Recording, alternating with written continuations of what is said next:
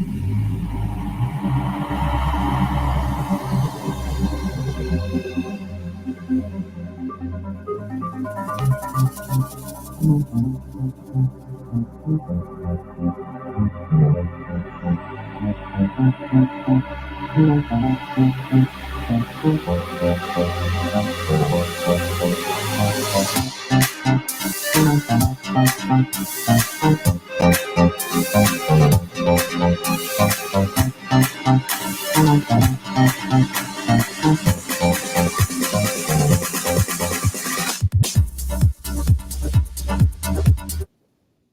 right, fellas, ladies and gents, welcome to the Keystone Gravitas podcast. This is episode number six. I was shocked when I heard number 6 come out of there. We got a special guest with us today, Kyle Patel. Kyle Patel, say hello. Hello, everybody. I hope you're doing well. Thank you for having me on the show. I appreciate your time. Appreciate you coming on. Yeah, appreciate it. Thanks. Absolutely. We're happy to have you. We got Rhino sitting in the co-pilot seat tonight. Yep, riding co-pilot here, navigating us to the finish line. I love it. I love it. Kyle, man, BitLux. Tell me about it. BitLux. BitLux is it's awesome. It's awesome. It's a jet charter brokerage that was founded on cryptocurrency, accepts cryptocurrency, and utilizes cryptocurrency in our everyday affairs. We help people get around the world, and we help do it anonymously, privately, and efficiently. Dude, I love it. I got so many questions. How in the heck did you get into chartering jets? Yeah, where'd the inspiration come from? So I actually, chartering jets is one thing, Bitcoin's another, and then combining the two is another thing. So the jets came from Craigslist, actually. If you guys remember that, you know what that is? It's like Backpage, but better because there's jobs. Yeah. Like legit jobs, not shady stuff. So I answered this ad on Craigslist to be some guy's assistant, and I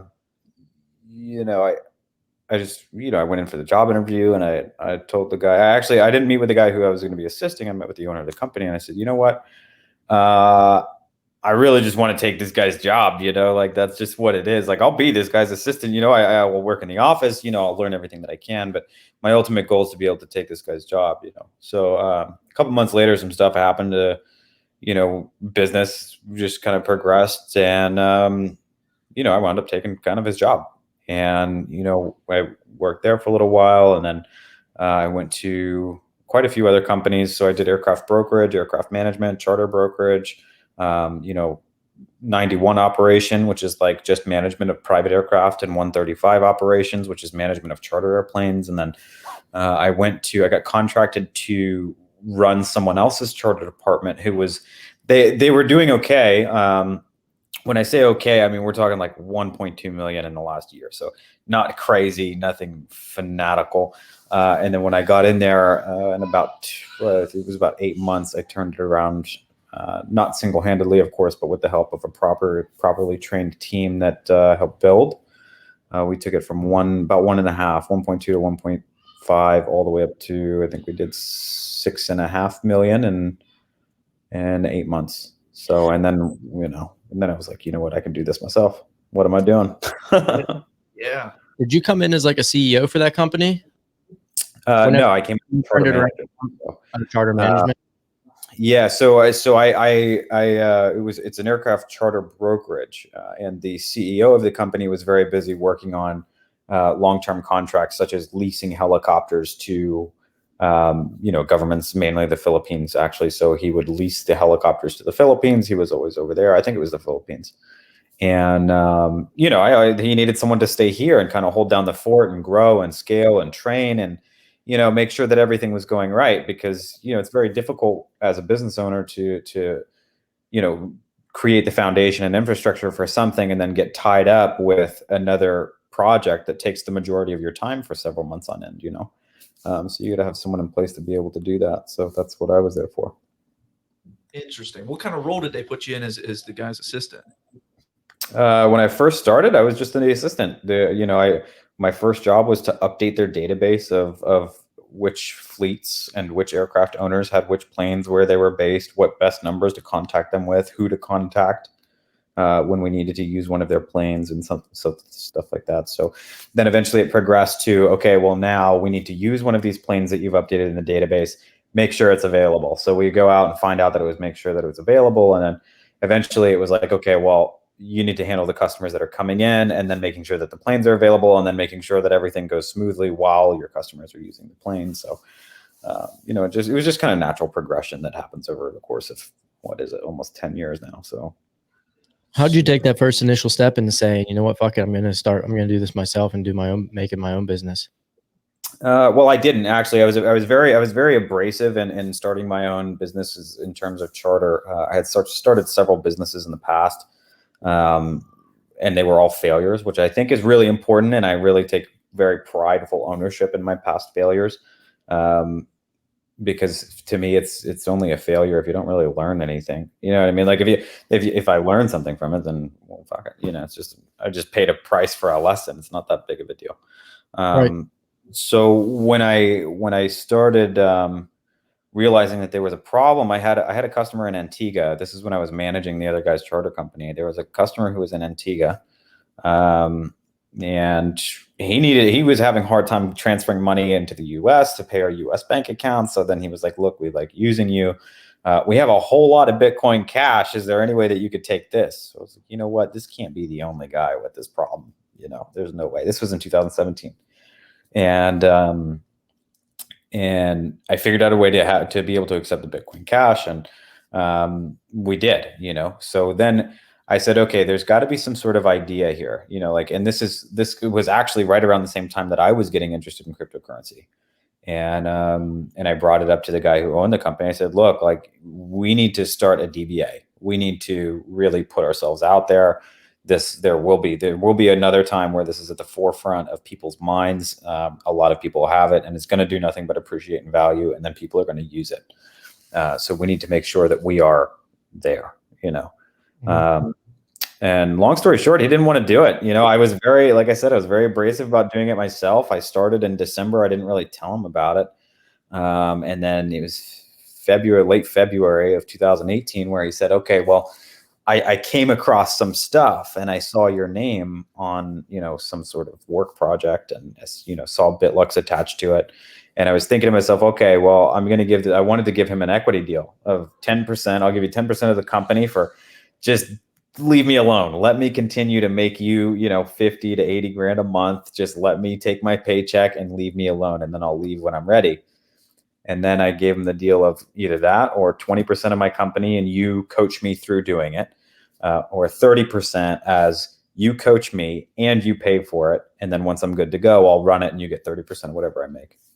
So eventually I remember we went out to have cigars, and this was on a Thursday. It was on a Thursday. He took me out to go have a cigar with him. And he said, you know, come up. I want a better deal than that. I'm sitting here thinking to myself, like, fuck, man. You know what I mean? Like, how 30% is, I mean, that's a big nut, you know? Yeah. So I told him, I said, listen, give me till Tuesday. I want to figure out how this whole thing's going to work. So Tuesday, I went to his office and he goes, look, I think I sat down and I thought about this, what I wanted to do. And he goes, I want 70% of the business. And it threw me so far for a loop. I'll tell you what, and I respect this guy a lot. He's young. He's a hard worker. He's a very good businessman. And I just was so pissed off. I just stood up in his office and said, bro, fuck you. Fuck you. Yeah, right. Sorry. I said, that's the most insulting thing that you've ever said to me. You know, I went to bed in December knowing that if I didn't take a step in this direction, I was going to regret it for the rest of my life. And at the time I was 24. Fuck, if I lose everything, I've lost nothing. You know, at that time in my life, it's like, fuck it. So, then I just got my shit and left, dude. And then he called me over and over, like, "Oh, where are you going? This is the dumbest thing I've ever heard of. Come back." Well, you know, and he offered to give me $250,000 a year, and I was like, "No, yeah, go fuck yourself, bro. I'm just not doing it." You know. So let me get this straight. You turned down $250,000 a year. That was his proposal back to you. Were you still did he still want to partner with you though? Yeah. Or hey, yeah, you get $250,000 a year. You get 70% of the business. Well, because the way that the commission structure was worked out was that, you know, I get 30% of whatever I bring in my own. So the way that he saw it is if I create my own brand and use his resources to make these sales, then, it's 30% payout commission to me. Right. But that's not something that I'm willing to work for. I can't run a business on 30% margins. A healthy business pulls out with 10 to 12% max a year. What the fuck am I going to do with 4%? Right. If I'm getting 30%, what am I supposed to do with 4%? You know? So, that's, in long story short, I mean, it wasn't an easy road. It's still not an easy road. No business is an easy road. But we're doing really well today. We do several millions of dollars a year in revenue. We accept a ton of Bitcoin, which is great. Like 50, I think there was an article that just came out on it. 50, I'd have to look at the exact number. Over 50% of our flights are done in cryptocurrency, and 70 something percent of our international flights are done in crypto, which is really cool. Mm-hmm. So super interesting. Before we go down that crypto path, I really want to pinpoint and understand how this business operates. Do you ever, I mean, you understand where the aircraft is at all times, but there's no ownership in these aircrafts, correct? Correct. Yeah. So we're a charter brokerage, right? So it's a lot like going, you want to buy, let's say that you want to buy a stock, right? You want to go buy, let's not use a stock owned by someone that I think is skeevy. MicroStrategy.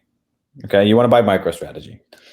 You don't knock on their front door and say, "Hey, I want to buy your stock." You have to go through an exchange, and the exchange makes sure and ensures that you get a fair rate, the market rate, and nothing goes wrong. It's a very simple, easy transaction. Everything goes smoothly, right? So it's kind of the same thing with aircraft.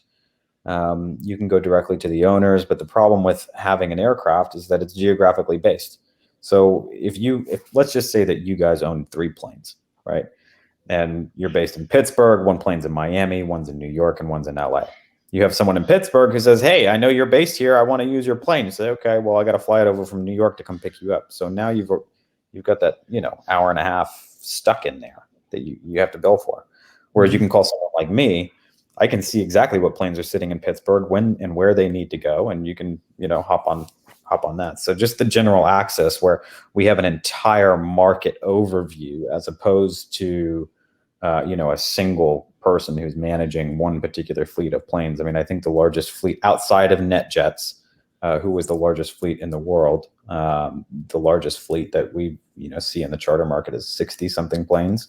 I mean, that's a lot of planes, but I mean, look, there's 50 states, and only you divide that up. That's 1 plane per state, and that's certainly not enough. There's how many millions of people in America now? 350 million. Yeah.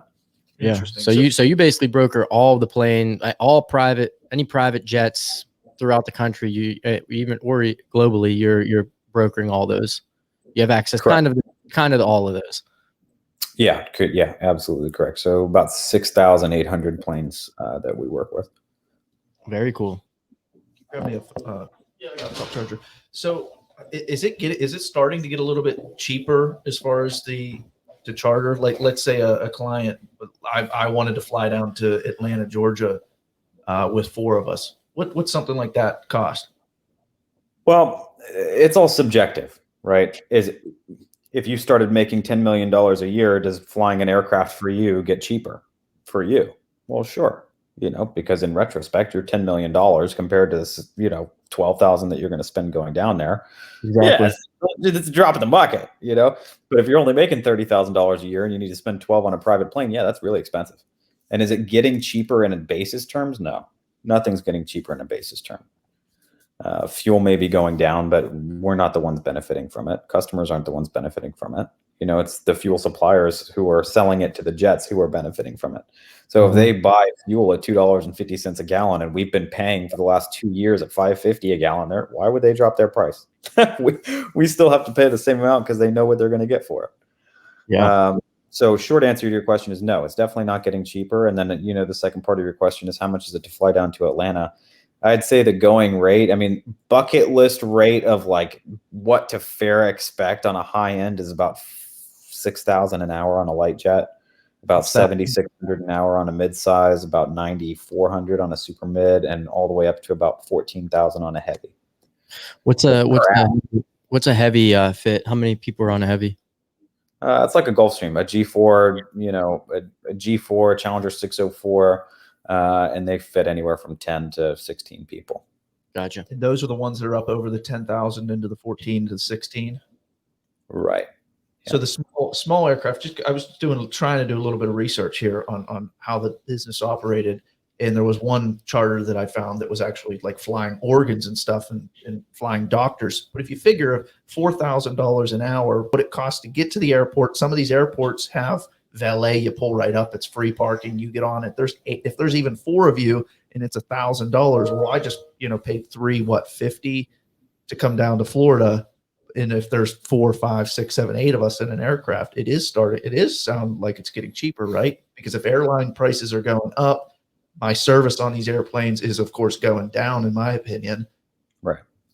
It sounds like, to me, it sounds like it's actually, maybe it's just a light bulb going off, but it sounds like shit. If we wanted to, how many's going to Utah here? In 14. We could literally get on an airplane, $6,000 an hour, and there's 14 of us flying, across the country. Just sounds like. Keep in mind, if there's 14 of you flying, you need a heavy jet, and that's probably aircraft. Yeah, we're talking 14K. What if you broke? Right. Now, at that 14K, mind you, that comes in as, when I say, there's a lot that goes into the aircraft pricing, availability, location of the planes, how long you need it, what the overnights look like. There's a lot that goes into it. But so the basis rate, right? Let's just say if it was point to point, Pittsburgh to Utah, you're looking at 4 hours of flight time, and base rate should be in the 30s. You'd be at about $32,000 on a G4. That's what we would shoot to be at. And the reason why I gave you those blanket numbers is because those are the jet card rates. And the way that works is that they want to make sure that they cover all bases, which means the cost of getting a plane from A to B back to A, because the plane doesn't stay in B unless it has a trip out of B, right? But most of the time, planes need to kind of go back towards home. So is there any kind of consistency there? Let's say I reach out to you. Do I have a choice between the jets that I get to choose from, or is it kind of going to just be, it could be a 10-year-old airplane, then the next time, is it going to continue to keep being different? No, absolutely. So care about that kind of stuff. Right. And, so people do care about that kind of stuff. And we do give like a very, very wide variety of options, whenever it comes to chartering an aircraft. We'll look at several things, not just what it is that you need for the trip, but also what kind of person, and who you are and how you handle yourself. There are some people that will put on like a Falcon 7X because it's a much more executive feel versus the people will put on a Global or like, even a G550 or a G650. That's a much more laid back kind of experience, but if you're going on a business trip, then, I would highly recommend a Falcon because it's just set up that way, right? It's set up where if you wanted to have a conference in there, you totally could. But moreover, to get to your question, yes, there is consistency. There is consistency across all of the fleets that we use in the North Americas, pretty much all over the world. And if you're doing a one-way trip, we try to match everything up. Like if we have a plane, let's say you were just down here in Orlando. So the first thing that I would have done was look to see if there's any planes that need to come from maybe New York to Miami, because that's kind of the same direction, right? If they're going to fly that way anyway, why don't you just stop in Pittsburgh, pick up my boy and bring him down to Orlando on your way down, and then that's called an empty leg. So, we do make sure that we can take full advantage of any repositioning that's going on at a pretty solidly discounted rate. I've seen like some stuff online that's like, oh, fly for 90% off. It's a fucking sham. There's no way. Now, if you're flying from and you're picking somebody up, do you ever do that when you already have people on board? Probably not, right? Those people don't want to be on board, right? With somebody else. Yeah, there are people, there are places that do that. There is a company called JetSmarter, and dude, that entire time they didn't turn a profit in years. And in my personal and professional opinion, it cheapens the fuck out of our entire industry. Yeah, that's what I thought. Was like the point of putting random people together on a small airplane. I mean, comparatively, a G4 sits 14 on average people, right? And then you compare that to a 737, you've got 156 people on there. I'd rather be with 156 random people that feel uncomfortable enough not to fucking talk to me than get on a Gulfstream where everyone has a little few drinks and starts yelling across the cabin. Like, you know what I mean? It's just nothing I want to be a part of. It takes the whole fucking private. It takes private out of flying. Then it's not. It takes the whole experience out of it. I was just curious because whenever the way it kind of came out was just like, oh, sometimes they might, but I got you now. It would take the whole experience away from flying private. There's no reason to do that. It would be the empty ride back. It would just be, hey, stop and pick him up for. Yep. Is that how that would work? Interesting. So is that how you stay competitive, by getting consistent on the planes that are available? No. Well, we stay. You know, to be honest with you, competitive isn't necessarily something that I want to be. Right. Because in my personal opinion, I don't think we have too many competitors in the sense that no one delivers the level of service that we deliver. You know, a lot of charter brokerages, they're out there to make a quick buck. They have, in my opinion, they have more of like a used car salesman type feel. You know, these guys are out there, they'll provide you a service. They're going to give you the bare minimum while making as much as they possibly can. We don't do anything like that. That's Absolutely. Not at all. That's not at all. That's the abundance mindset. Like, you don't want to. Why are you trying to be competitive? If you know that you're the best at what you do, there's no reason to try and be competitive. Right? Yeah. Competitors. I mean, that's exactly how I feel. Whenever, there's no reason to be. I know that I crush all of my competitors, so there's no reason for me to try and be competitive. I don't need to be. I already know we're the best at what we do. It's a good mindset to have. Absolutely. That's exactly it. And our numbers speak for themselves. I mean, I think last year at the close of the year, we did a retention rate, survey. We retain 88% of our customers. That's huge. Yeah, those are ridiculous. Huge. What's the average? Probably like what, 20, if that? I don't know. Some of these guys, it really depends because it's a very individualized thing. Right. So like in the space, when you call your charter broker, I mean, that's on speed dial. My phone is on the speed dial for some of the world's most powerful people, and they'll never get rid of that. It's a relationship that you can't break. But the key is not just getting in the relationship with your people who work with you, who work alongside of us, like my charter guys. It's more about building that bond with a company and building that bond with an idea instead of an individual, right? So that's really, really important thing to have that a lot of companies just can't offer. They don't, so you'll see charter reps, they'll go from company to company and all their clients go with them because they're more focused on the person, which I thought was pretty interesting out of my career. But now here, a lot of people are attracted to the idea and the value proposition of just diehard service over everything that we give them, right? So they know, any of my clients, they know that if I'm busy and someone else picks up the phone, they know what they're getting, Yeah. Interesting. How did you combine, because you're what, BitLux, right? So I'm assuming it means kind of like Bitcoin luxury or Yeah, I don't know, man. I was at the gym one day and it was, just like, that's it. I can't get around it. That's it. It's catchy. I like it. I was just sitting there working out, and I was just, I don't know. I couldn't get out of my head. So we'll jump onto the Bitcoin in a second. What is the startup cost for a business like this, other than the connections? Because I'm sure that obviously the connections are the biggest part, which you have to grow, right? Using leverage, money. I hope you guys don't mind me vaping. I don't want to vape up your studio. You know what I mean? Vape it up. We're drinking some wine here, so I appreciate it. What flavors you vaping onto? I don't know. It's some shit. I don't know. He just got that one. It's leather. Yeah, it's got leather on it and everything. Yeah, it's actually my Bitcoin wallet too. Check that out. Yeah, 15 of them. No. Yeah. You, man. That's sweet. It's pretty badass. I don't know what your question was because I was vaping. What's the startup? What was it to get you started up into it? Where did it, like, roughly, we don't need to know your exact figures, but how much does, somebody like ourselves here, we want to kind of do what you're doing. What's the entry? Come for the spot, Kyle. Yeah, come on, bring it. Bring it. When it doesn't work, I got a spot for you too, and I'll train you. Yeah, it's all good. So the startup, man, I really don't know.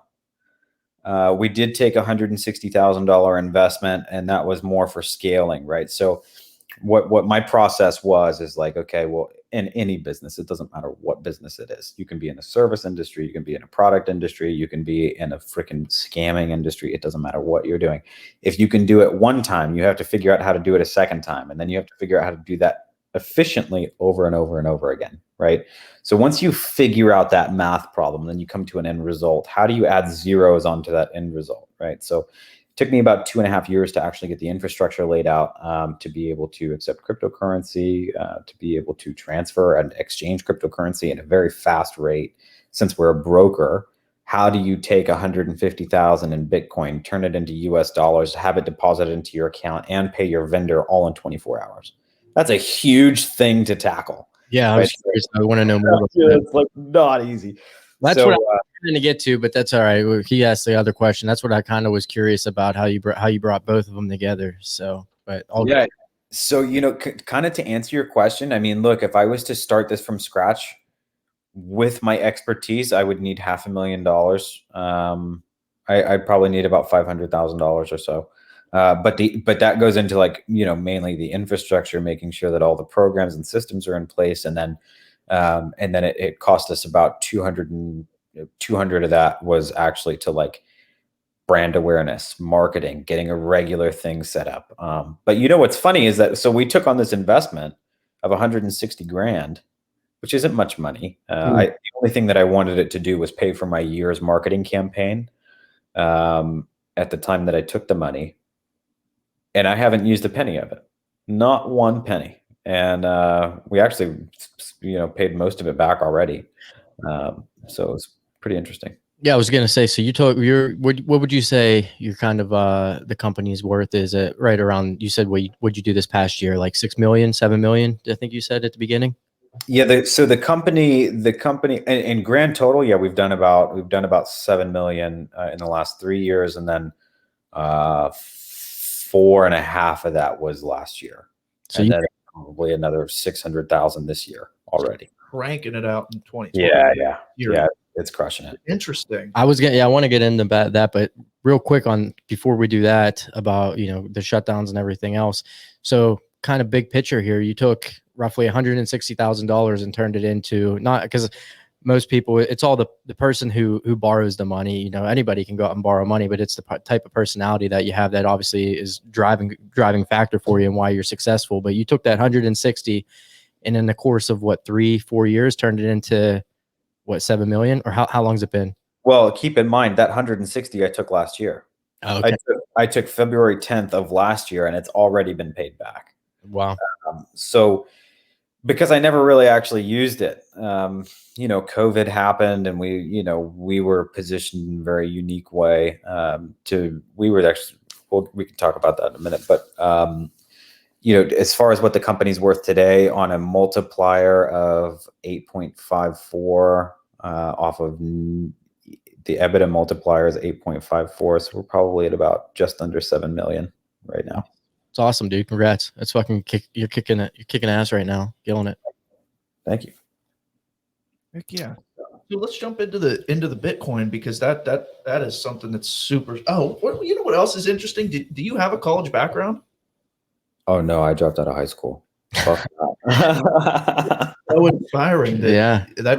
Nobody on this call right now, and none of us actually graduated from college.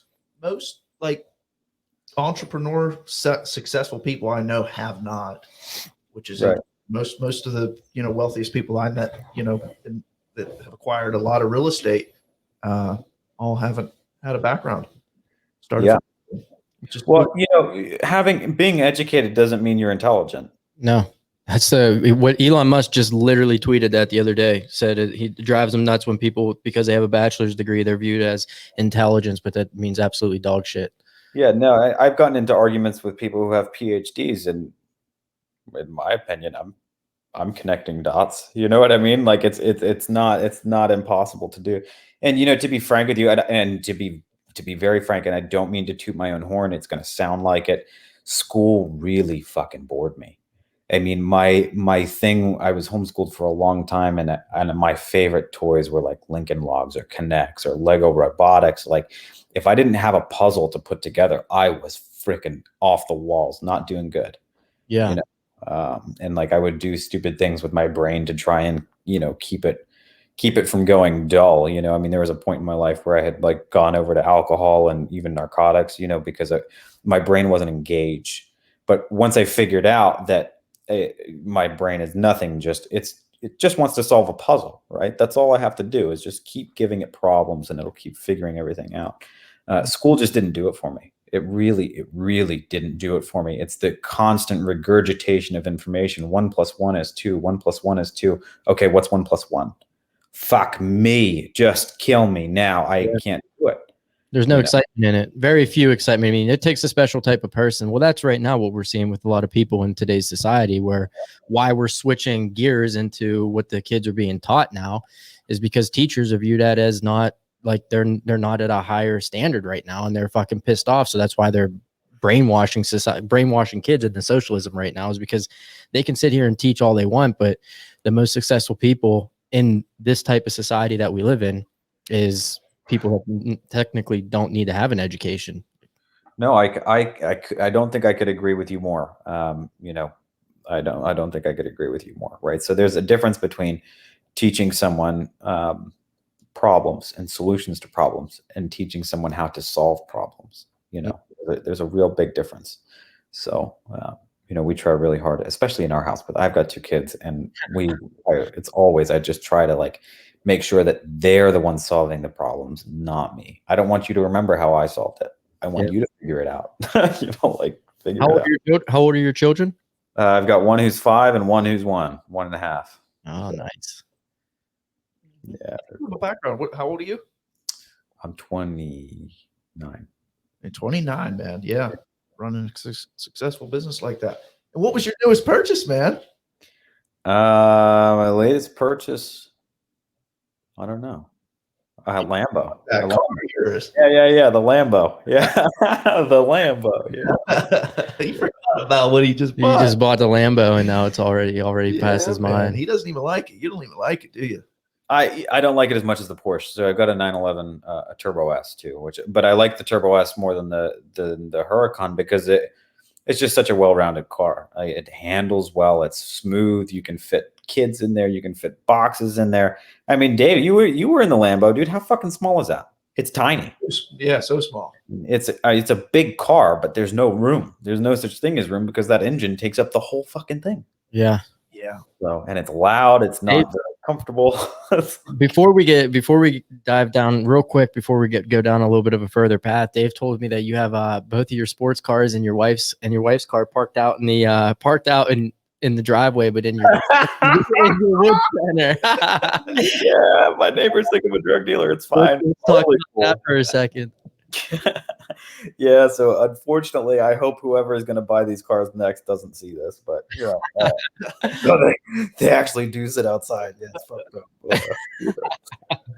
That's hilarious. Yeah, he told me that, and I just started laughing. I said, "That's like you don't give a fuck." Yeah, no, I don't. It's just a car. It's a piece of metal. It's cool. Yeah, that's right. What's more important than the cars is what the connections you've made from the cars. Isn't that incredible? Isn't that incredible? I got a college education in 3 days with hanging out with this guy. Isn't that nuts? I told you. It's insane. So, through the car, I've been like an avid car enthusiast, and I encourage anybody and everyone to not just cars. Sure, get into cars. I really love cars. I would love to see everybody here in a nice car and come drive with us, But more than anything else is make sure you focus on a hobby. Have some sort of passion and genuine appreciation for whoever made that possible for you. And then share that passion with other people. And 9 times out of 10, the people who are more passionate about it are wildly more successful than you, So like I've always been around cars, but then when I bought the 911, I got invited to go to this exotic car rally. And I went on this rally for like 8 days in the freaking mountains. One of the guys owned all the hotels that we stayed at. Another guy owned like 30 something freaking properties with mobile home parks on it. So then it turned into like this social networking thing where, we can all go out and enjoy our fancy automobiles. But moreover, I learned so much from these people. It's insane how much I have learned from all of these people. incredible. I mean, you were there. I mean, dude, you can now after just 2 days with one of our buddies, I mean, you can now everything about what it takes to run and operate a hotel. That's crazy. Yeah, you get all those backroom conversations that well, whenever you have a platform like this, it helps too. But most people aren't out here fucking doing it. They're too lazy or just don't want to. Yeah. So yeah, or they think that they want to, right? So, wanting something and doing something are two totally different things. Yeah. For sure. So how is the transition from taking US dollar and getting a client to take a cryptocurrency, and how did you make that transition to get, how do you sell somebody on giving you $30,000 worth of Bitcoin for the same thing that cost 30,000 USD? Well, actually, that's the question that I get asked the most. I've done a couple interviews, obviously, in recent months since this whole Bitcoin thing has gone off, and I have told everybody the exact same thing, and it has clicked in my head. The best analogy, actually, earlier today, Financial Times, I was speaking with them. The best possible thing that I told them is, I said, look, if you had 100,000 chickens and each chicken is laying 3 eggs, would you rather trade the eggs for your milk, or would you rather give away your money? I'll wait. I'm trying to think. Wait, can you repeat it real quick? I was thinking. If you have a bunch of chickens who are laying eggs, yeah, okay, and you need to get some milk, would you rather give your US dollars, or would you rather give the eggs? Your chickens are making the eggs every day. Just trade the eggs for the milk and you're fine. So what I've figured out is that people will pay what they make the most of. And it's a naturally occurring thing, right? So if you look back, let's just say the medieval times when people actually did have chickens, people were raising chickens, people were raising goats, people were, raising horses. People who were raising horses traded the horses for the chickens. People who were raising the chickens traded the chickens for the goats. Very simple. Whereas a lot of our Bitcoin customers, they earn more Bitcoin than they do dollars. So it's easy for them, because for them to have to give away money, I mean, sure, they can give away money, but they don't think of it the same way that we do, in the terms of Bitcoin as an investment vehicle for us. For them, it's just another financial tool that they're getting paid with, or they're earning on. One of our largest Bitcoin clients, oh my God, I'm pretty sure he makes about 100% return on his Bitcoin a year, and he has thousands. So for him to spend Bitcoin is much easier than having to send us USD, because he moves it right from boop, boop, one wallet straight to the next wallet. Don't have to deal with a bank, don't have to deal with a credit card, don't have to fill any forms out, don't have to do anything.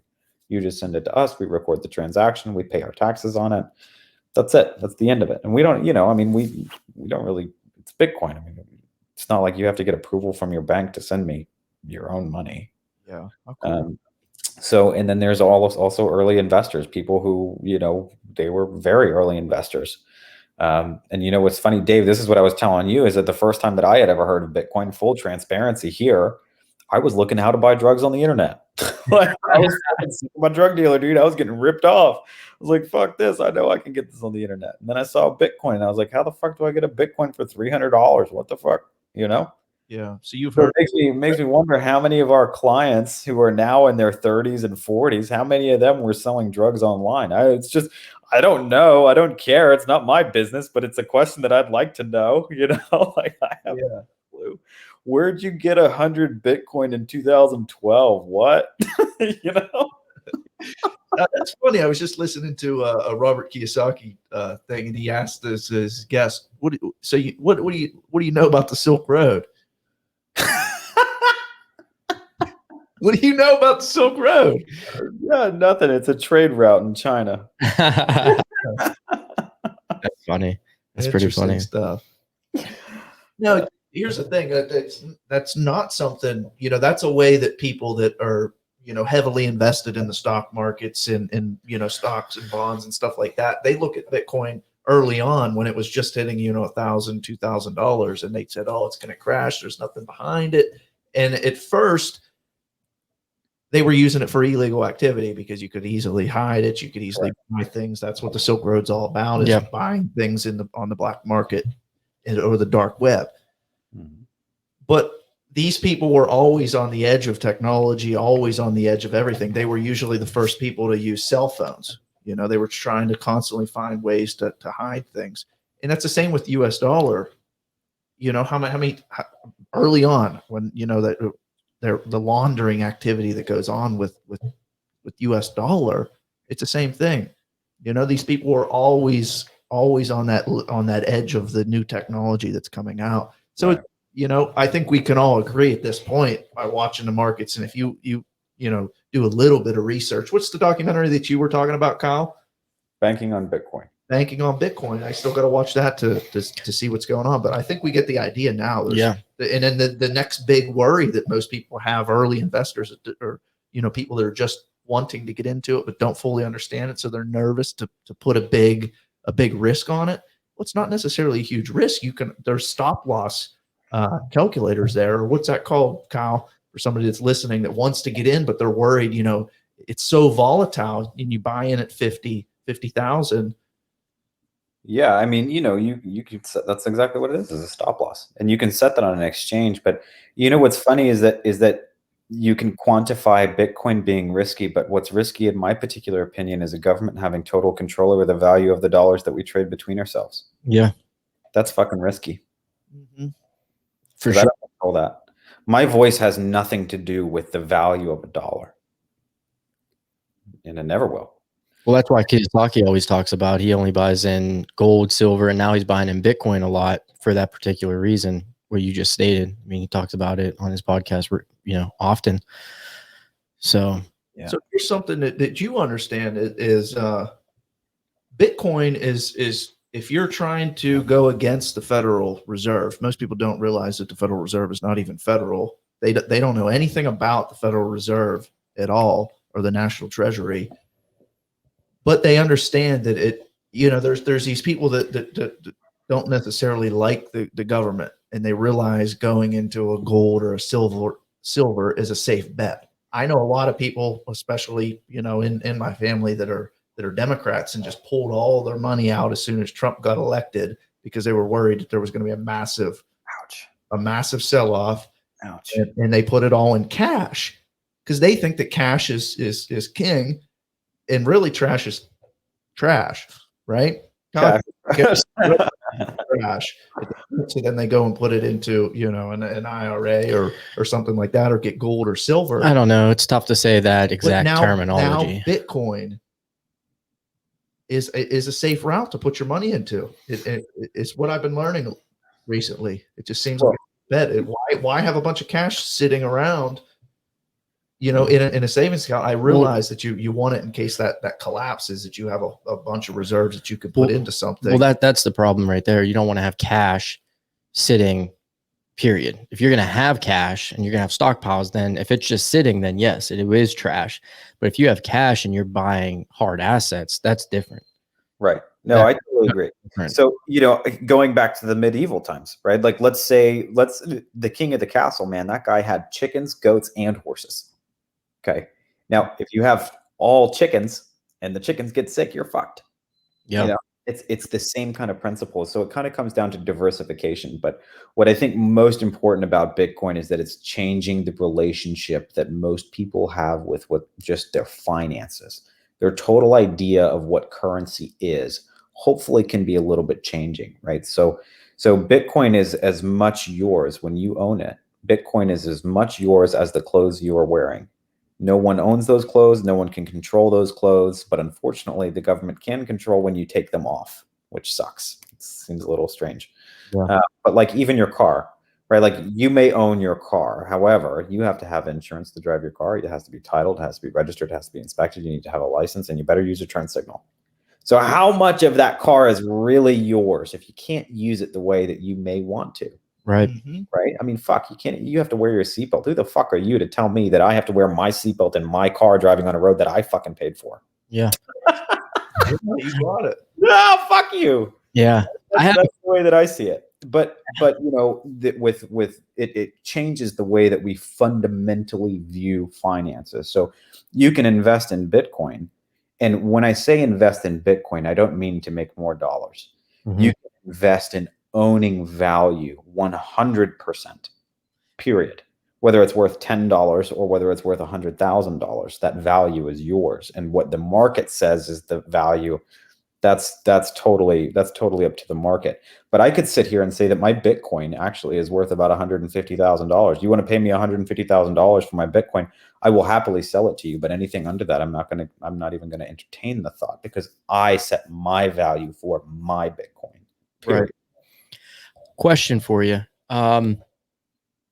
The big thing right now with Bitcoin is when do you think, Kyle, that it's going to be able that I can go to the grocery store and use a Bitcoin to buy the goods? Or when do you force, like, that's the big thing, it seems like, is holding Bitcoin back from just absolutely fucking exploding massively. I mean, obviously people can come to you and they can pay, hey, I got, maybe $200,000 Bitcoin. I got $200,000 in Bitcoin. Here's this, and I can pay you. When do you think Bitcoin will go on a wide scale where you can use it in day-to-day transactions? I don't think you're ever going to be able to. The transaction times and processing times of Bitcoin are actually relatively slow compared to Ethereum. Things that are run on the Ethereum network, like things on ETH 2.0 or ETH 2.0, are absolutely incredibly fast. And then I think if any of the readers or listeners or watchers here know what proof of work versus proof of stake is, I think the proof of stake model that you're seeing on the Ethereum blockchain is on Ethereum 2.0 is going to be revolutionary. I can send USDT right now to you and you will have it in seconds. Bitcoin, depending on how busy and active the block is, can take up to several hours to process transactions. So I don't think Bitcoin's ever going to be as mainstream as terms of buying. And my whole thing is, when can we buy a cup of coffee? Because if you can buy a cup of coffee with a cryptocurrency, that's how you know. Yeah, it's game. Whatever, right? So which cryptocurrency is it going to be? I don't know. What chain is it going to run on? Probably Ethereum, because Ethereum is in itself a smart contract, right? So the way that it's coded is that if this, then this, right? So I can simply print up a receipt, meaning I can post something to the blockchain that says, if we receive X amount of dollars from this particular address, which you'll be able to scan your QR code or whatever it is, gets posted to the blockchain, then release the release the service or good that you're paying for. And that happens within seconds on Ethereum, which is incredible. Ripple, actually, I thought Ripple was going to be the one, but well, how I guess the $1 billion question is obviously what company? I mean, if any of us knew that, we would be putting all of our money into that, right? But better is, when do you think that time will come where you can buy a cup of coffee with crypto? How many years away, if you just, in your experience? I mean, I don't really know too much about crypto. I know Dave knows it a lot more than I do, so I'm kind of like new, totally new to this. This is actually the question. Before I digress, you'll get to realize my personality here on how I digress. But the actual question before I went down that loop was, Bitcoin, you're investing in the idea that is going against the Federal Reserve. Ultimately, that is why I found it to be interesting. In 2014, when I was buying it in the portage on the job site, I'd get paid on Wednesday and I'd go right into the thing and be buying it for $250. Ethereum, you're actually then investing in the technology. Yeah. The Ethereum is the technology, not so much the Bitcoin. Correct. That was the question that I wanted to ask you, and you kind of just did, which is interesting. Yeah. We made it all back into that circle there. Doing some loops here. So what would you say? Like, or how far away do you think Ethereum? It's probably going to be Ethereum based upon what you're saying. So I want to see how this kind of presidency goes, to be very honest with you. Biden is dude, Democrats, Republicans, I don't give a fuck who they are. If they're in government, they're all about government. Most of them, except for, DeSantis. Go DeSantis. DeSantis for president. Right. Fuck you. Well, yeah, most of those people in there, they're in government. Well, who's the one giving them their checks? Even when everybody else is not receiving their checks, the government's still giving their checks. That would be you. Yeah, that's us. Yeah. So, without government interference, I think we're on a natural progression. We do have, I don't know what population or what size of our population is older than about, I'd say 55. Those are the hard ones that you have to turn, right? Because 55 and older own the majority of the wealth. Okay. And then how do you get that wealth transferred into a cryptocurrency or a digital asset, right? That's a really hard twist. So quite a few things have to be able to happen for people to actually, when I say buy a cup of coffee, that's one thing. When is it that people are going to actually start buying that cup of coffee is another, right? So yes, you could charter jets in 2017 with cryptocurrency through my company. Absolutely, you could. Did people? No, not really, because they didn't realize that they could spend it. They weren't ready to spend it. We weren't at a point to where people were, we were just not at that point. Yeah, they weren't comfortable with it. So your question is a loaded question. You can go buy a cup of coffee through, a lot of different places, especially here in Miami. Miami's a really big crypto place. You can go get your cup of coffee. Juvia, one of my favorite restaurants, they accept cryptocurrency. You can pay right there, right there at the restaurant with cryptocurrency. That's awesome. Do people do it? I mean, yeah, but not, I would. Fuck, absolutely, I would. I just paid today for something in cryptocurrency. But when will? That's such a good question. I have no idea. It could be 5 years. It could be 10 years. But once again, the circle comes back to people spend what they make. So if you're not getting paid in a digital currency, why the fuck are you spending it? Exactly. Right? And if you're having to buy it, why are you spending it? People don't like to get rid of the things that they purchase too often. I certainly don't. But if I'm going out to buy Bitcoin, I don't have any intention of selling that Bitcoin, right? But if I'm getting paid in Bitcoin and nothing but Bitcoin, then sure, I'll fucking spend it because I know it's coming in. It's the same thing with the dollar. It's the same thing with anything else. I mean, my employees, I don't want to say my employees, my team gets paid they get paid in Bitcoin too. Not all the time. They get paid in Bitcoin on the flights that they get booked in Bitcoin.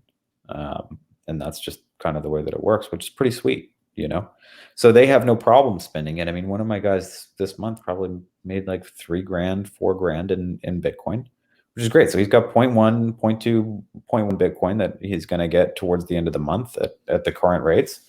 And, if he wants to go out and go to Juvia, why wouldn't you spend it?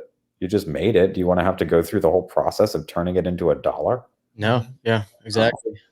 That's a great point. I got to be honest, I didn't think of it that way. So you just opened up a kind of, enlightened me a little bit on that process there. Yeah, if I'm a person and I go out and I buy, regular average person, I buy Bitcoin, why the fuck am I going to go then to the coffee store and use that Bitcoin? It's like when I can just use the dollar. Right. It's a great point. Yeah, for sure. I like it. So I think we're very close to where. See, we're in a steel town, you could say, where there's not that many people. Actually, I believe it was when I first moved to Pittsburgh. I was 18.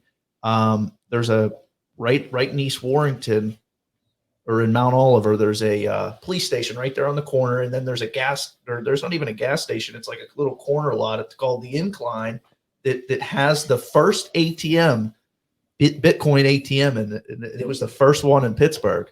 So once you start following, I think, this community a little bit more, it becomes more aware on the things that are going on. And I think that's a lot of people go to the mainstream for their news, and it is not exactly hitting on the Bitcoin news. No. Not as much. They always talk about, you're going to lose money. You're going to lose a lot of money. Same thing that's happened with GameStop stock. They only want to talk about how the little guy's going to get hurt. The little guy's going to get hurt. Why invest in this? It's going to collapse. Well, the same people that you're trusting are paid by the Federal Reserve. They're paid by all these big shots. They're paid by the hedge funds to report on this certain news.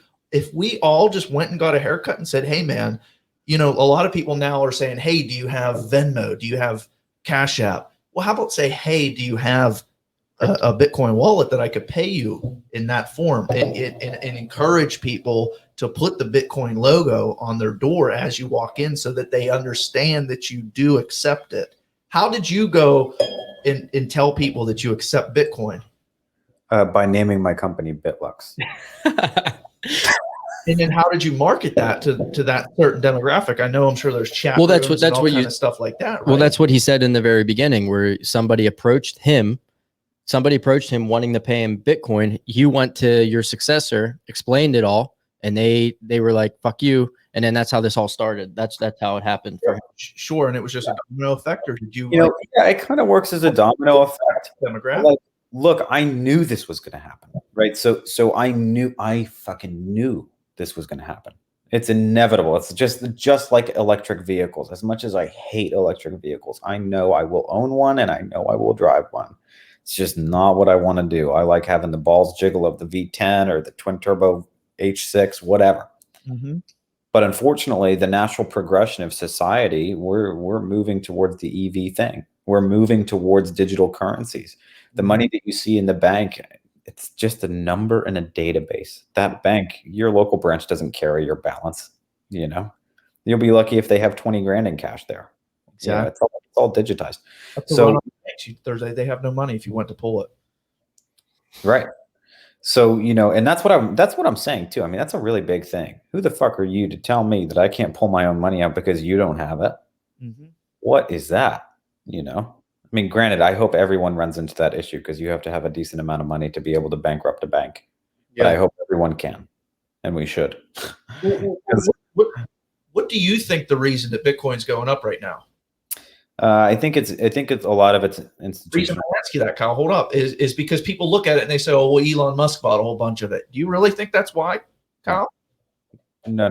It takes billions to move the market, right? I mean, so Bitcoin just passed. It passed briefly over $1 trillion in value as a whole, which is a big statement. That's a very, very big statement.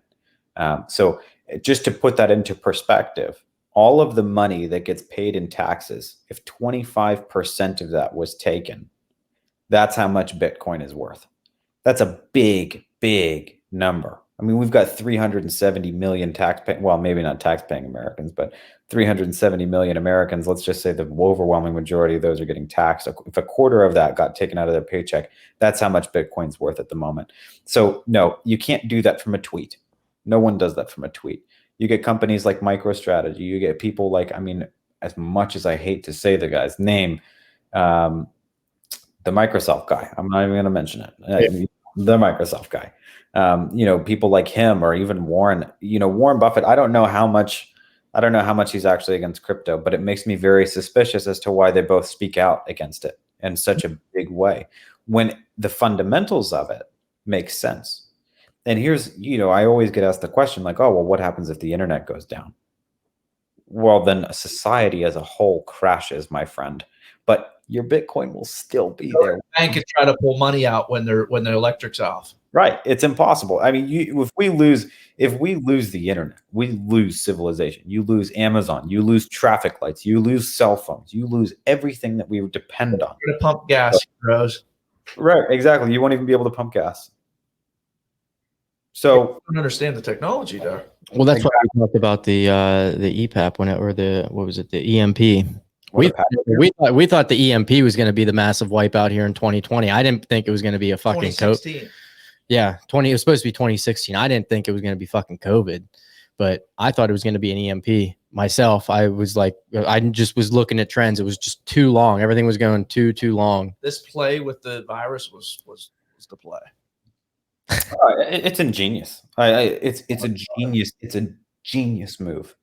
So it's funny because I was explaining to my sales manager the other day, because he was asking me too. He said, well, how do you think people are going to adopt a national crypto, right? Because I think in the latest COVID bill, correct me if I'm wrong, I don't try to read too much good government stuff, but I do think that there was a bill passed that allows expenditure on developing a U.S. digital currency. I'm pretty sure that's in there.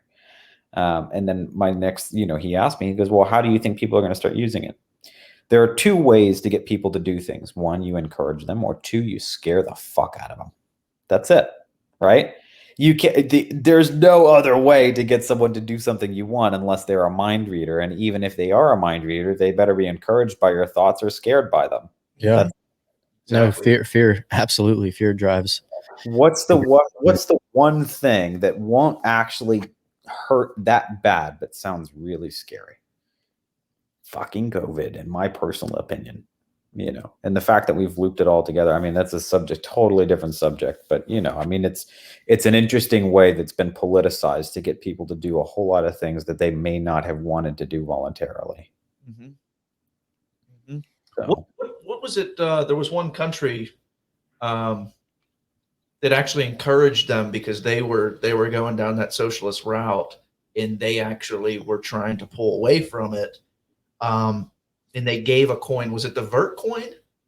They gave 1,200 of these coins to they were trying to encourage a crypto society. I'm not sure about it. Wasn't that. Venezuela? Oh, I don't know. Maybe New Zealand. Somewhere gave this credit, which was interesting, and there was actually a big spike after that.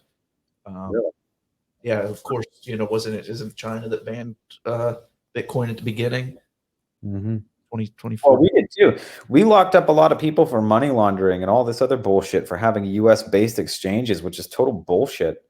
Hey, you know, that just goes to show you. I mean, look, governments and people of power, they silence and move people away from masses that they are most scared of. And some of them we have a legitimate reason to be scared of. Jeffrey Dahmer. Fuck yeah, everybody should be scared of that guy. Fuck that guy. Holy shit, I don't want to be on a bus with him.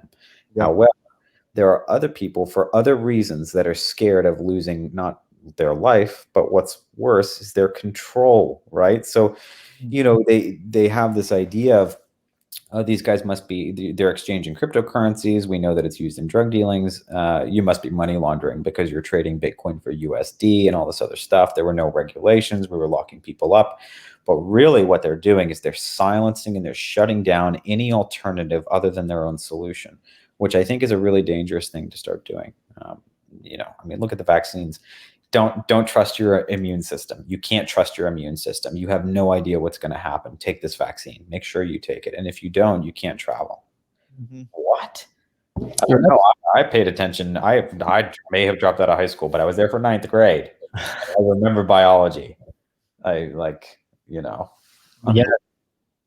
That it's crazy right now to think that. Well, that's I think it was you. Maybe it was you. I don't know if it was you or if it was my, you know, somebody else I was talking to. But when all this started happening, I saw that airports were requiring, like on their passports, they're going to put a spot where you were vaccinated. It's not yet, but they've been talking about it and trying to get this put in, so that passports will show if you're vaccinated. And I made a comment. I was like, private airlines are drooling at the mouth right now, because this is going to open up the private airline should just start exploding. Yeah. And you kind of experienced it already. Like you said, 2020 was your biggest year to date, right? It was as part of a natural progression, you know, because, you know, a business we're supposed to scale. Yeah, of course. You know, so part of that, I hope to God that every year, and you know, our God is a great God. Mine is, at least, you know. Yeah. And every year, I hope that it's everyone's profitable year. You know, their most profitable year. But COVID positioned us in a very interesting way. So the NBAA, which is the North American Board of Aviation Association, they found that about 1 in 5 charter operators, meaning the people who manage the planes, went out of business. Not went out of business, but they stopped all operation, completely stopped. Nobody was traveling. But while no one was doing these trips, because of some of the connections that I have, and I did this on my own, because the long story, but anyway, for about 6 weeks, I don't know if you remember, but the first travel ban we had was China. Yeah. Right. And immediately, January 6th, I believe it was. Right. So January 6th, there was a travel ban from people coming into China, or into the US from China.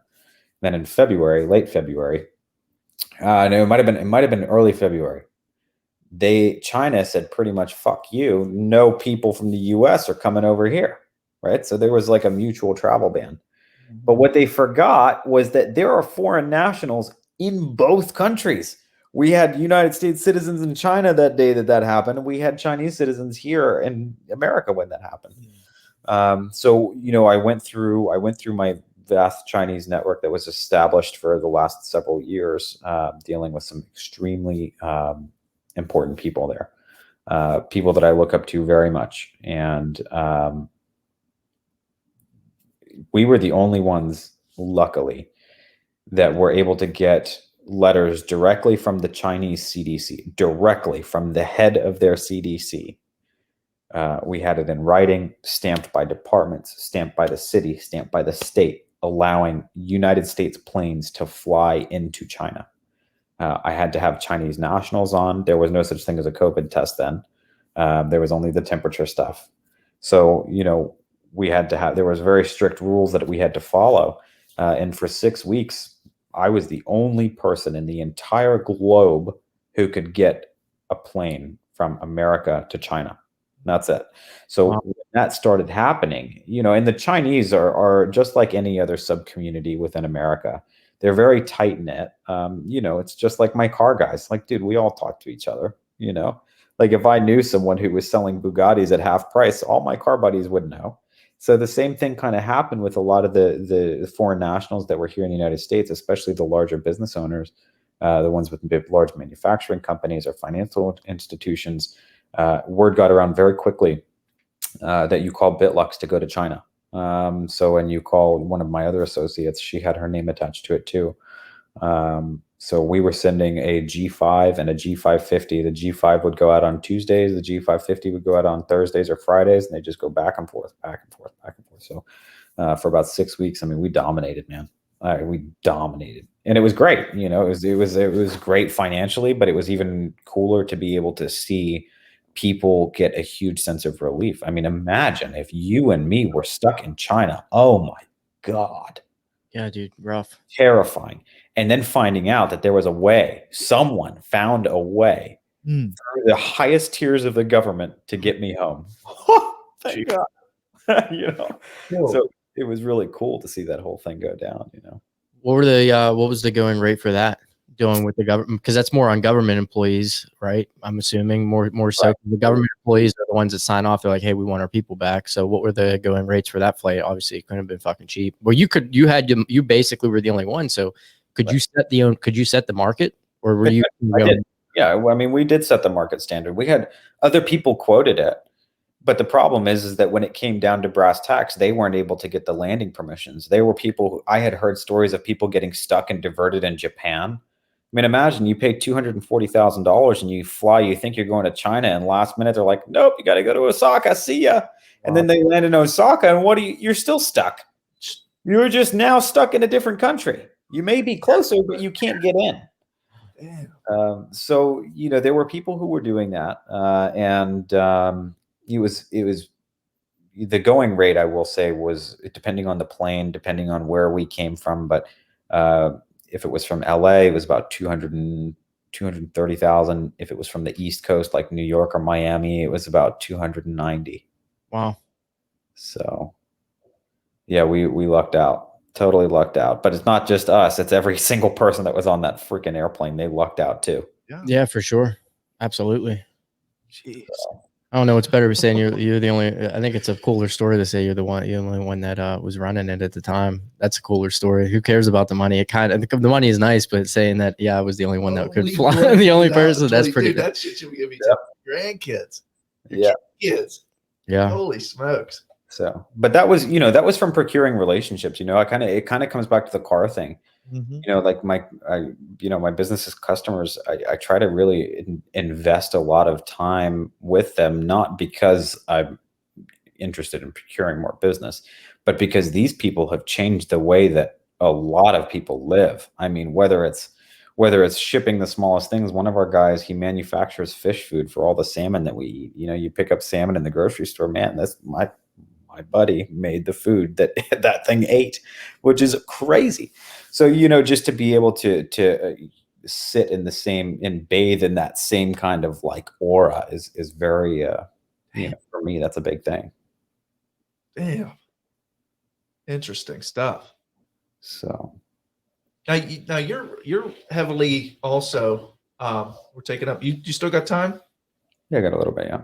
Okay, you're heavily into drop shipping, huh? So that is another side business of mine. Yes. Yeah. I was trying to explain to a couple buddies of mine exactly how that operates. I've heard good and very bad things. I've heard really good things, and I have an associate that really bad things that have happened. I've seen both sides of it. So want to explain it a little bit? You know what I mean? You I look would- at Ferrari brand. You can set it up and giving you the terms, 15 grand to set up a shipment, and you can almost guarantee their profits. Yeah. I don't almost guarantee. I do guarantee it. It's very simple. But so like with any business, unfortunately, the drop shipping business, and thank God, I once again don't say this to put myself on a pedestal. Thank God I had a Do it, brother. just throw at it. You know what I mean? Like, No, this is you're allowed to put yourself on a pedestal here. That's why we have you on. Absolutely. I tossed money at it until it worked, you know. And then I found out how to work it. And I found out, I was like, okay, now I see how this is done. So in this space, it's very interesting. Once again, I don't have much competition. I don't have any competition as far as I'm concerned, simply because everybody else is a fucking scam artist. They suck. They do really well for themselves, but when it comes to making money for other people, they fuck you, which is not cool, dude. That's the same kind of institutional thinking that has gotten me away from the traditional fiat currency. So, you know, I mean, look, if you're going to trust me to do something, I'm going to fucking do it. You know, I try to adopt this sounds so cliche. I adopt the cryptocurrency mentality into my own personal life with privacy, efficiency, and, you know, accuracy. It's very simple. If I send you X, you get X, plain and simple. Yeah. You know, and that's the way that I like to run things. So, you know, when it comes to the drop shipping, I don't want to go too much into detail, but it is very simple. You know, and I've kind of gotten away from the model of selling actual Amazon stores, but there you go. That's it. View of that on how that works. So basically, we list products across various marketplaces. I can't tell you which ones exactly. That's all right. But you know, major online retailers. Once someone places an order through one of our 18 stores, we go place the order with our supplier. The supplier ships it directly to the customer. So we actually never touch any product ever. We don't even see the product. The only thing that we do is we collect money from here, we spend it here, and keep what's in the middle. So it's pretty simple, and it does work. You know, I mean, you can drop ship from multiple places, and there is definitely a very easy way to lose money, and a very, once again, not easy way to make money. But kind of going back to what I was telling you, is 1 + 1 is 2. Now, how do I make that 20? Right. So now I just need 10 + 10 and 100 + 100. Right. So it's just scaling that same thing that has worked. How do I do it 2 times? How do I do it 4 times? And I think there's some sort of math. I'd love to see like the Fibonacci retracement on this whole thing of like, at what point do the exponents, you know, line up, right? So if I can do one thing 1 time, can I do it a second time in half the time, and then 4 times over in half the time? You see where I'm going? Mm-hmm. So once I figured out how to find product, then I figured out how to list product. Once I figured out how to list product and actually sell it, then I figured out how to efficiently get it to the customer, and then how to be able to keep marketing, you know, marketing expenses, or, you know, fulfillment expenses, return processes. And we're still kind of in a growth phase too. I mean, there's a lot of infrastructure that we still need to build, but that is a good stream of income for me. Definitely a very good stream. That made more money than the jet company did last month, actually. That would be a very interesting topic. I would like to have a conversation with you. I'd like to have off air, because I have a close associate that I help in real estate that is currently doing drop shipping, and he's successful at it, but at a very small scale. So I'm very interested to obviously not on air, but off air, have a conversation about it. I know. Kyle, I was telling him, what's your biggest product on Thursday? Duraflame logs. Dude, I love those things. Dude, every time I see Duraflame logs, I'm like, He thinks of me. I'm thinking, can I get a deal on these if I could go and take them to Ryan or sell them for a little bit more? So he every time I see him, he's laughing.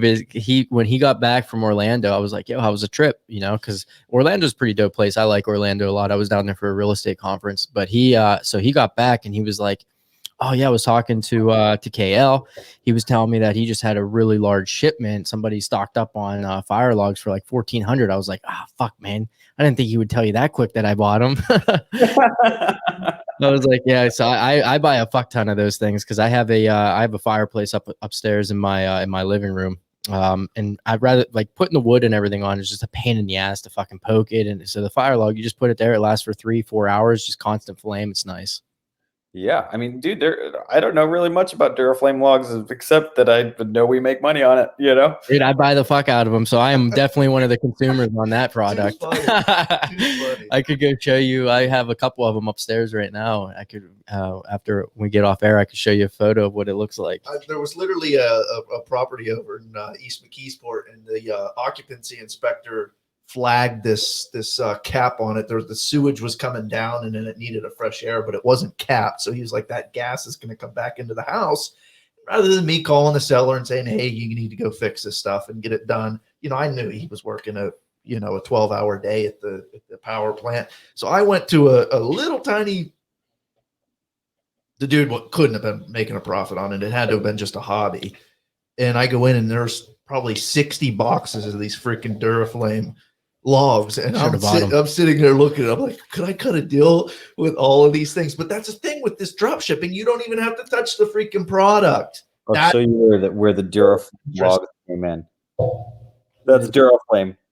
So what's that at the top corner on the left? That's where all our viewers 5K? Are looking right now. What is that? 19,000. 19. Last 30 days, you made $19,000 on it, and it's up 42%. Right. That's only one store. Right. We have 18. Wow. And that's off of Duraflame logs. Yeah, the big bar was the Duraflame, yeah. Holy smokes. Dude, those things are fucking impressive, man. I'm telling you, they're way better than I'm literally a consumer of that product, telling you right now that like if I can get in, I want to have a conversation with you because that's where I would like to be, because I know that they're 10 times better than firewood. You go to every gas station here, especially up north, we get fucking crushed with winter. Our winter storms are terrible, especially this year. You go to any of the gas stations, you see just piles of firewood, just logs and all this shit. It's so much better to have those Duraflame logs are 10 times better than actually buying firewood. It's just so much better. So it always seems to be that like once a month, each one of our stores has one big product every month, and one day, it's just one day out of the month that does most of the sales. Mm-hmm. So Dave, you happened to be there for that day, and then one of our other stores, like last month, it was the funniest thing. Exotic bird seed. I don't fucking know anyone who buys bird seed, but dude, apparently there's a lot of bird watchers who like that mealworm melody or whatever it is. Man, that there's a lot of us. The thing, people in this community, they want to go thrift shit. They want to go to a Goodwill, and they want to go to these auctions. And yeah, I'm not saying that there's not profit to be made on an old piece of antique furniture that you can buy and resell, for $200-$300. For instance, I found a Apple crate Schwinn bike in a property that we bought, the family bought. So we got it technically for $0. We bought the house for next to nothing. It was $9,000 what we bought this house for, and we found this Apple crate Schwinn in the garage in the back, and it was in pieces. And wait, old school Schwinns? Old school Schwinns. They're literally like like the carts. And they got a banana seat and everything. That's awesome. Sold it for $900. Wow. Put it together. We hired somebody to put it together. We ended up running into a crook throughout the way, and he took the brakes and sold the brakes to somebody else. So he made an even bigger profit, and then put some cheap brakes on it that your Huffy from Walmart would have been put on. And we obviously didn't know. We don't know anything about bikes. But we knew to go on eBay, and so we made a 900% profit. Yeah. Right. So yeah, there is profit to be made in that. But in this situation, this drop shipping, which is totally new to me, I've heard of it, and I've got ads for it from people, but never understood and never knew anybody personally that made any money from it. But you don't even need to touch the product. No. So drop shipping, is it very similar to like, is that like, I might be fucking retarded for asking this question, but that's very similar to the e-commerce. Like that is e-commerce. It is e-commerce, right? So okay, yeah. You sell it on A, buy it on B, ship it to C, and A is completely neutral in the middle. So I do the same thing that I do with the planes. I don't own it. I don't touch it. I don't operate it. All I know is that people who need it, I know where to get it. I sell it to them. So, it's a very simple thing. But I will say one of the things that I think is really important when it comes to making money is that you can make a little bit of money a lot of times, or you can make a lot of money a few times, right? So it's best to divulge whatever your efforts are in business into both of those, right? So I think diversification of efforts is just as important as diversifying funds or any kind of investment. I mean, sure, real estate's really important, but I wouldn't want to be all in real estate. I mean, shit. I mean, you talked to one of my friends during 2008. I mean, they were done. He was done. Absolutely done. Had to start over. Hotels and everything had to start over.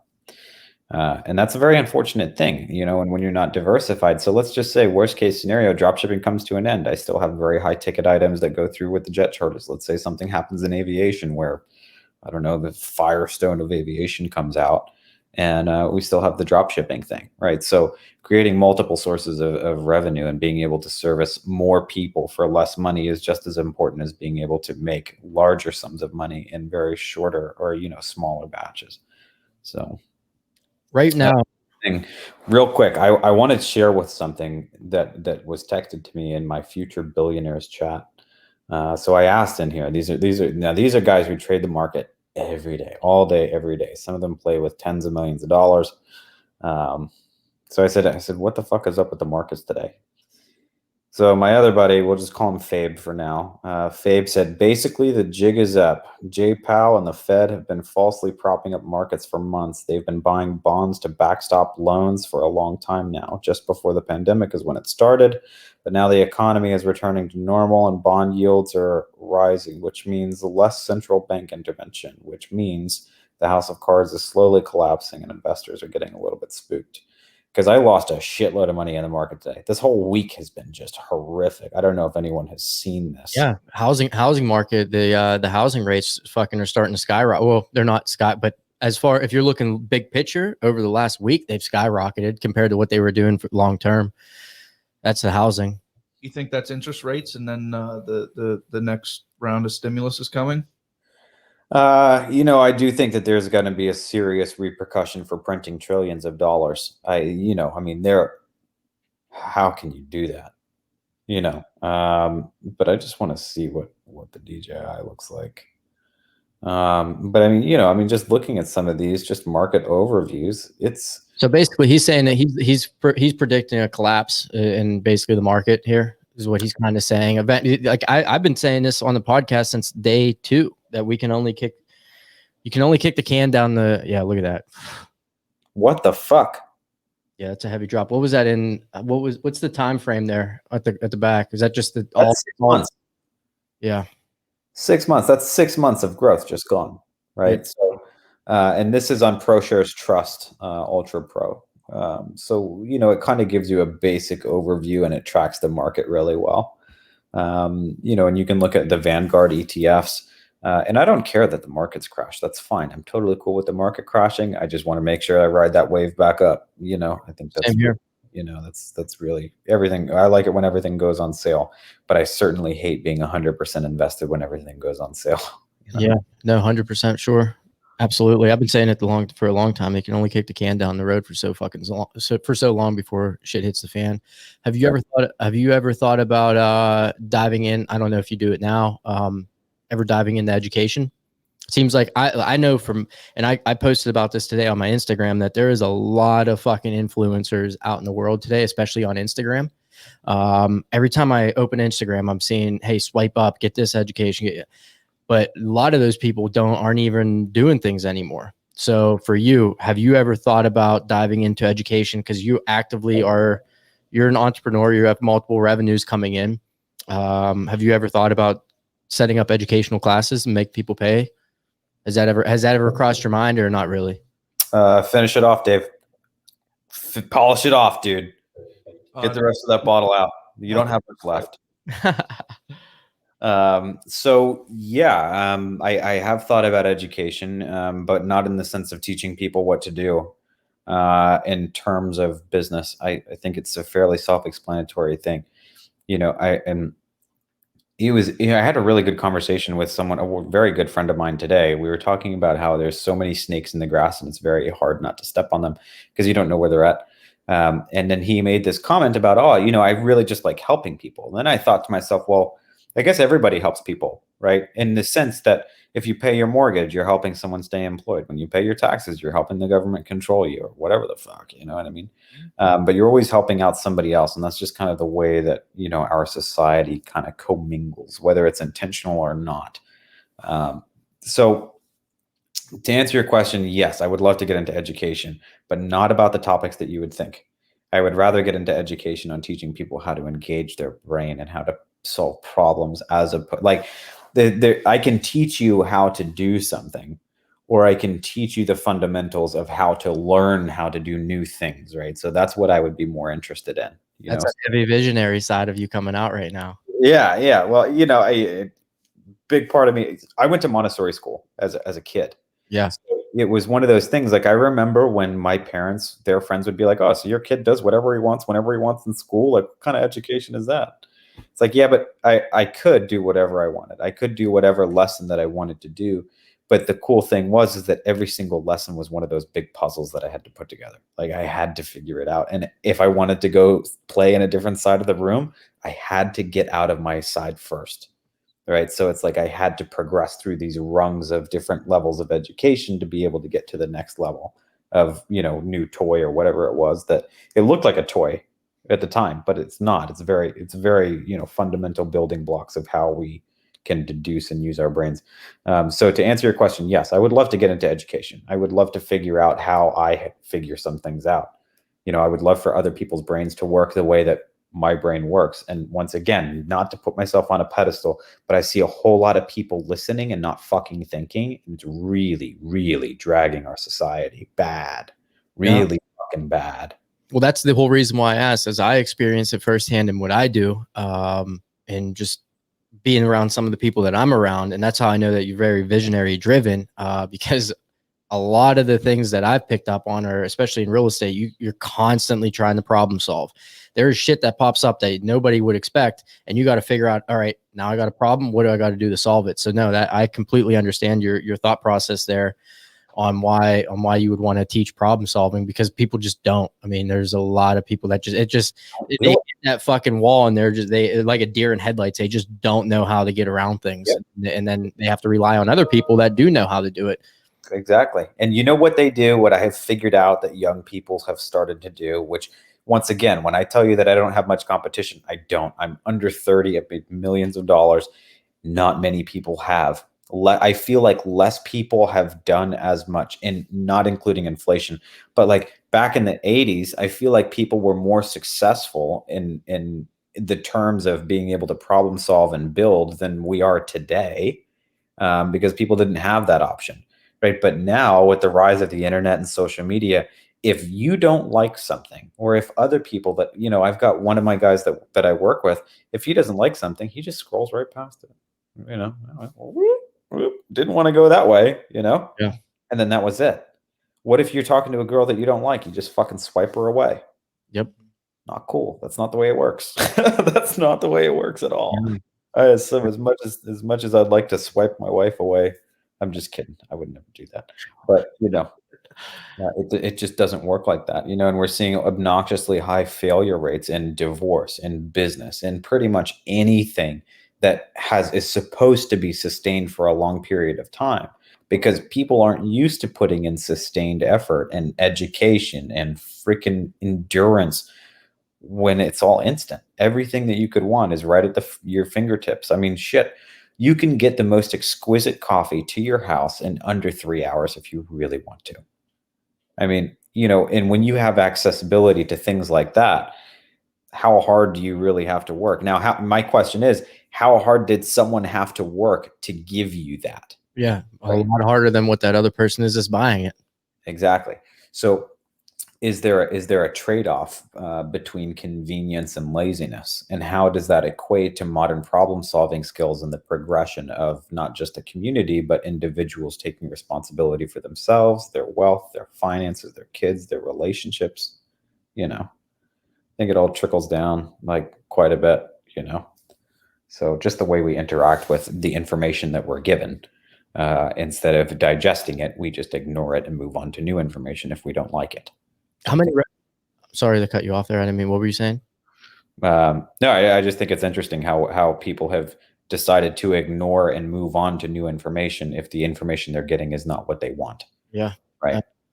So great point, especially for a lot of people listening at home. I'm sure there's people that will probably listen into some of this podcast and then turn it off because they didn't want to. I know we're going to be on this podcast and they didn't like the way that some things were going and now they're not here. So that's the same, that's exactly how it is. That's the type of society that we live in now. It's a problem. But how many different revenue streams of revenue do you have coming in?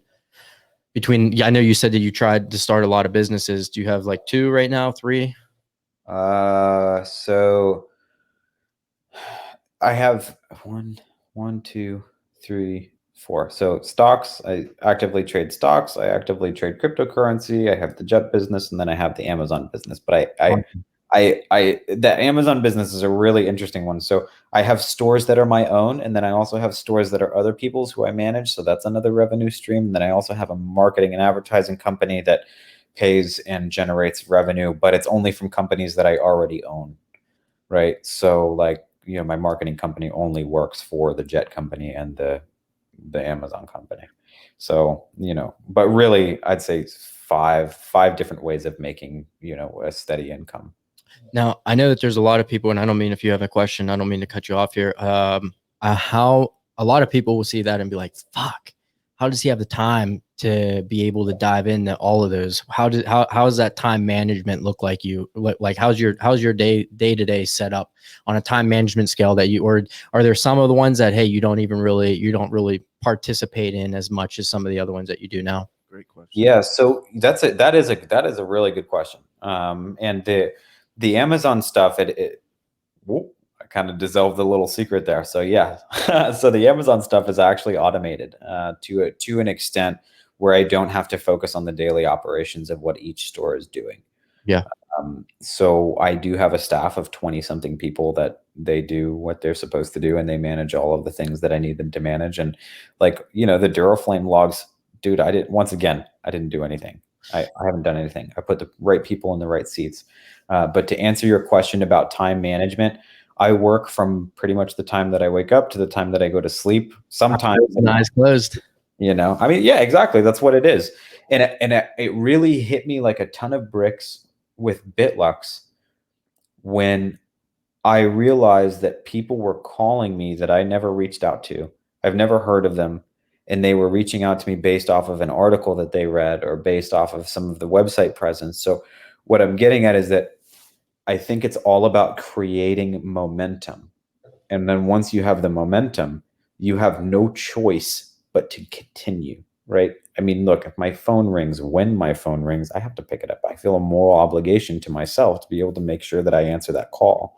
But before people start calling me, I had to start doing the calling. But if you start doing enough calling, you're going to get people calling you back. Now, eventually, it just gets to be to this point where you have to start delegating out tasks, Does BitLux take about like probably most of your time then? I mean, is that it's taking you like, is that pretty much your entire day is kind of put into that? Yeah. The office that I go to every day is a BitLux office, and we focus a lot on the BitLux.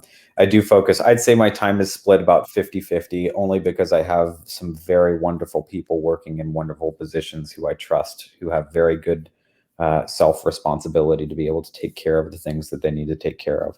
And that does cost a shitload of money. I'm not gonna lie.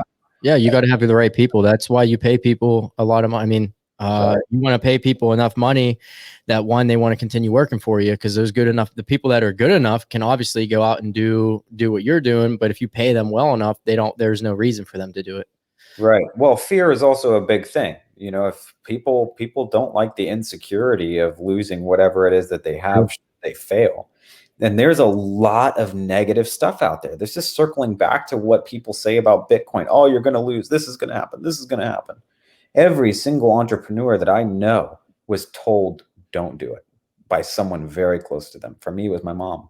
Yeah. My mom was so freaked out. She as soon as I told her that I quit my job, she was like, oh my God, please go get it back. Like, please, please, please, you're doing so well, da, da, da, da, da. And it's like, you just don't understand. Yeah. Most of them don't. That's a. Do you obviously you already hit upon the points of putting the right people in the right seats. So I'm sure you've read a lot of some of the business books that I've read. Do you ever do you ever see yourself pulling yourself out of the do you see yourself pulling yourself out of that seat of president right now for BitLux ever? Yeah, absolutely. So the exit strategy is going to be able to sell the business, and it'll probably. I know that hedge funds buy quite a few aviation companies, and there's a lot of consolidation going on in the space right now. One of my people who are in the same sphere as us, they are adamantly really trying very hard to market against, I guess not against, just alongside us in the crypto aviation kind of sphere. It's very hard to beat us because we're the only ones who've been consistently doing it for a long time. But, when it comes time, then yeah, absolutely.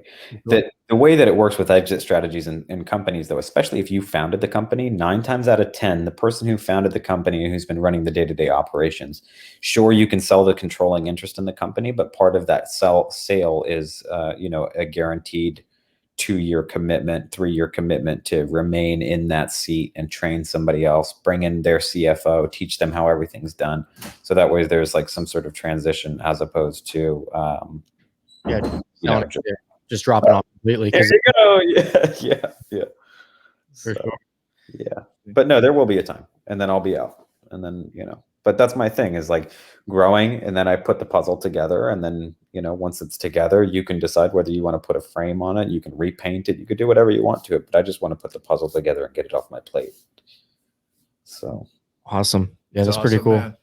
Well, you've given us way more than what we agreed upon, so I really appreciate that. Well, let me ask you one thing. What do you attribute most of your success to? I attribute a lot of my success to, I really don't know, man. That's a deep question. It is. Anytime you put somebody in your seat, put them back like that, it's obviously a heavy question. It's a good one. I don't know, man. I don't know. And for me, I mean, yes, I like money, but it's not all about the money. It's the fucking challenge, dude. I hate being told that I can't do something. It seriously doesn't sit well with me. So when something kind of goes against the grain, just that whole thing of having an idea and making it a reality, like taking something from here to here is just incredible. Right. So I attribute a lot of my success, I think, from bringing thought to reality. I think is just the coolest thing. And it doesn't matter what it is. I mean, I have a woodworking shop in my garage. It's the same thing. It's just that creation type thing. Like if I'm not creating something, I really feel like strange, Yeah.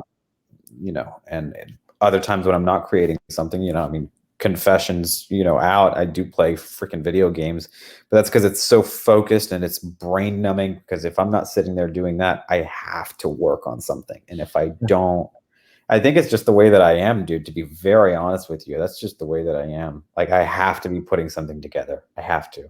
This might be a better question then as far as that goes. Now, sometimes this is personal. So if you don't want to answer it, totally understand. You just say, nah. But what is rather than, what drives your success? What would you say that your why is? What's your why, or what would like for you every day? Obviously now I'm sure with kids and everything that kind of it's changed. But what was your why if you were putting yourself back when you were very young, in your early 20s, going and presenting this about trying to get BitLux or trying to get Bitcoin, talking to your successor, what would you say your why, your why was back then? Because now I know it's changed, obviously, family, kids, it's, it's different. But when you were at that young entrepreneur trying to make something for yourself, what was your why? Dude, honestly, man, I have no clue. But what I can tell you is that I always knew that I would own a business. And I didn't know, like, if you ask my wife what I told, she'd ask me like, well, what do what's your future going to be like? I said, I have no idea. All I know is that I'm going to walk into a building one day and think to myself, this is my place. I own this. I didn't know whether it was a strip club, a restaurant, a law office, or whatever. I don't know. I have no idea. But my grandfather is an entrepreneur. He did start his own business. My father immigrated here because he was, like, I don't want to say racially opposed to being a pilot, but it was very difficult for him, in the other country where he's from. So he came over here. He just wasn't giving up, dude. And I don't come from a family of quitters, bro. That's not something that men in my family do. Yeah, I attribute a lot of that to my dad too. My dad refused. There was times where I wanted to quit sports and just fucking ski and snowboard on a mountain because my coach at the time was not letting me do that. Like, this is going way back, but was not letting me snowboard because he thought it would injure me for basketball. And I just wanted, and I almost fucking quit. But my dad sat me down and said, "Listen, we don't fucking quit in this family. Don't do that. We don't do that. Not until it's done. Whether you succeed or not, you don't stop until it's done." Yep. So, I mean, maybe it kind of comes from my dad, or maybe it comes from wanting to live up to that standard. But I think, where I was raised, like, my family is very split in two. We have, like, my grandfather made good money, my dad makes good money, and then I have other parts of my family who don't make very much money at all. So I just kind of gravitated to who seemed to be the most happy at the time, and that was always my grandparents and my dad. Like, they always had a smile on their face. So it's like, okay, well, seems to be the common denominator is to be able to find something you're good at, freaking hammer down, and don't stop. Like, one of my favorite quotes is when people is the quote that says, "Money can't buy happiness, but money can buy things that make you happy." That's one of my favorite fucking quotes. It's like so fucking true. You ever seen someone crying on a fucking jet ski? Nope. No. No one cries on a jet ski. And if you are crying, it fucking hurts, boy. It's gonna hurt bad. I don't know. So true. So true. Sure. Awesome. Well, hey man, I appreciate it. You gave us loads of information here. This has definitely been I would rank this as probably one of our top podcasts that we've had so far. If not, or without a doubt, this is by far the best one. And appreciate you taking the time to come on here. I don't know how long it's been, maybe an hour and a half. 1 hour, 41 minutes. Yeah, 2 hours, man. Minutes. Yeah, you gave us an extra 60 minutes of your time. So I know what time's worth. I know what one of the things I always look at is how much my time's worth. So I totally appreciate everything you've done for us here this evening. Thank you. No, I appreciate it. I have to say, I genuinely appreciate you asking me to do this, because when it helps me affirm things to myself as well. So thank you. And I hope that while this may be a great podcast for you, I hope that you guys have much better in the future.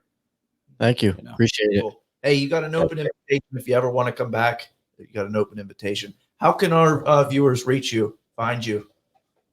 Well, you can just, if you need a charter quote, you can just go, you can go to our website, hit the contact us button. And then, if you have any questions about Amazon or anything like that, I mean, feel free to email support at KP Conglomerate, and someone will get to you. What is your web address? So BitLux is bitluxtravel.com. And then, our Amazon stuff is very low key. So that's just an email. Just support at kpconglomerate.com.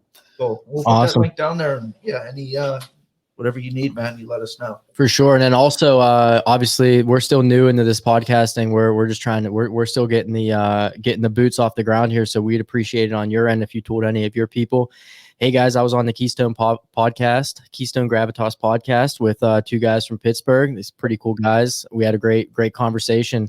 Tune into it. So you can find us on Instagram, Keystone Gravitas podcast. You can also find us on Spotify, Apple Music, everything. So we'll put Twitter, you up there. LinkedIn, we're on everything. Rumble, we're on everything. So reach out for us. Dave even put us on Bumble too. So we got a Bumble cow. We coming. I like that. You on Grindr.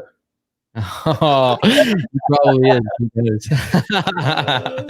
All right, man. Well, hey, Kyle, it was a pleasure, man. Thank you so much. Appreciate it. And best of luck to you and your successes. Wish you all the best and health and wealth. So thank you. Awesome. Thank you. Likewise, gentlemen. We'll catch you next time. Yep. We're going to cut it out here. Bye.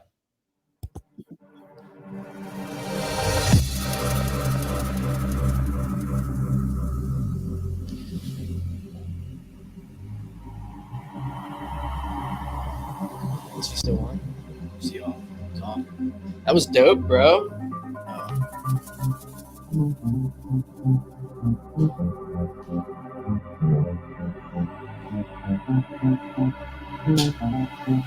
Hey guys, reach out to us on every platform you can think of. Go over to Apple. Make sure to leave us a review, a 5-star review. Let us know who you'd like us to have on for our next guest. We're trying hard. We got the webcam. We're ready to go here. We're running on some new platforms, some new software. We appreciate your viewership.